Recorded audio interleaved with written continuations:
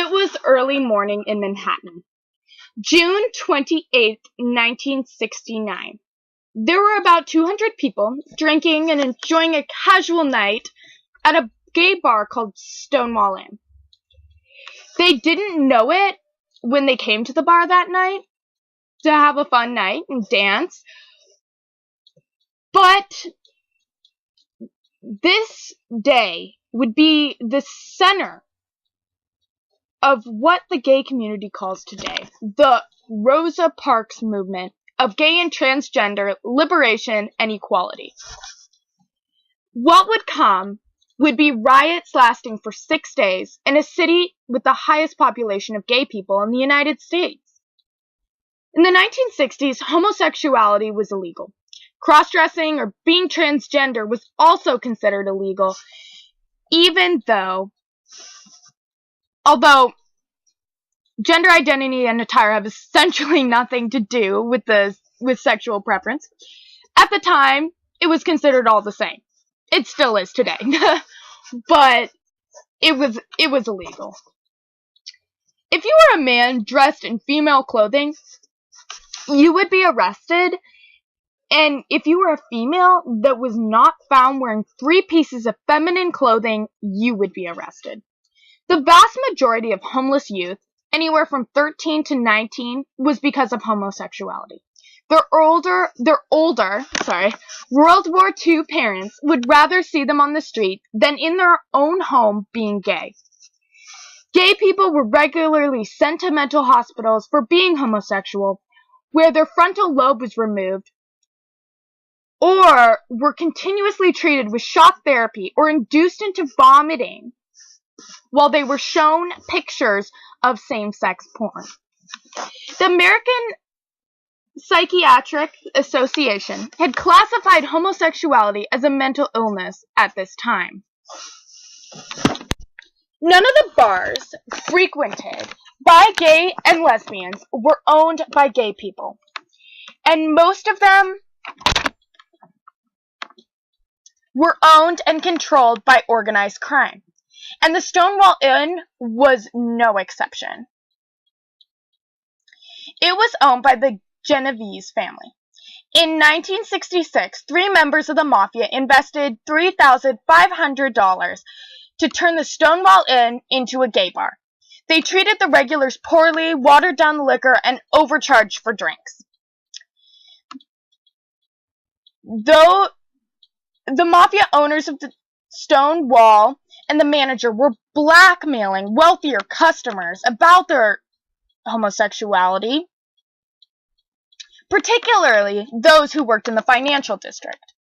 They appeared to make more money from extortion than they were from the liquor sales at the bar. They also paid police officers for tips for when a police raid might occur. When this famous raid on June 28, 1969 did occur, the manager had not been informed ahead of time. 4 plainclothes policemen in suits and 2 patrol officers and Detective Charles Smith and Deputy Inspector Seymour Pine arrived at the Stonewall Inn and announced, "Police! Police! We're taking the place." But the raid did not go according to the standard procedure, where patrons would line up, get their identification checked, and have a female police officer take customers dressed as women to the bathroom to verify their sex. Patrons refused to comply with their order, so they decided to take anyone who they felt down to the police station. But the patrol wagons had not arrived to take the unlicensed beer and liquor, so the patrons were required to wait in line. Some were released, but instead of fleeing the scene, they congregated outside. The crowd grew. Discomfort spread in the bar when police began to assault some of the lesbians by feeling some of them up inappropriately while frisking them. Soon, 10 times the number of people that were in the bar were gathered outside by the time the police wagons had arrived. An officer shoved a transvestite into the wagon, who responded by hitting him with her purse. The crowd started booing at the police officers.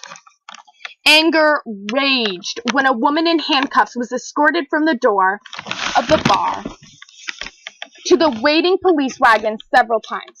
She kept escaping and repeatedly fighting the police by swearing and shouting. She was hit in the head with a baton for claiming that her handcuffs were too tight. When they picked her up and heaved her into the back of the wagon, she looked at the crowd and said, "Why don't you guys do something?" And that was when the scene became explosive.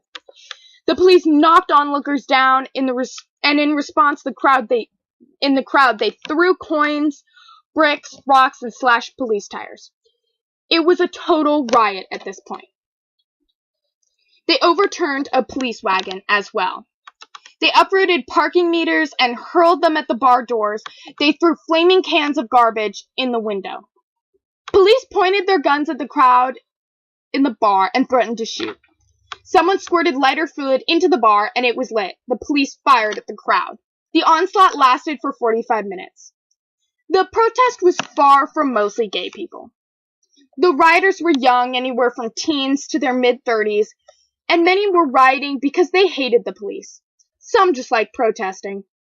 Many people in their mid-20s had experienced violence from the police for anti-war protests and wanted to retaliate in any way possible. When the clash of the youth counterculture and anti-war movement promoted militant attitudes among those who sought more conservative social norms. It was a movement that often overlapped with civil rights and anti-war protests. The younger generation emphasized free love, nudity, and open relationships. Swingers became a socially acceptable thing to do. All this was said to be encouraged by the pill and the growing number of openly gay people. This was also said to cause HIV and AIDS later on. Most of the World War II cohort and Depression cohort were advocates of family values, saw the baby boomers as pursuing unfettered sexual pleasure. This is a generation conflict of many sorts. There are very little meeting of the minds intergenerationally through this period, as you can see. So, that's all. Thank you for watching. I absolutely love you, Professor Olgan, and I will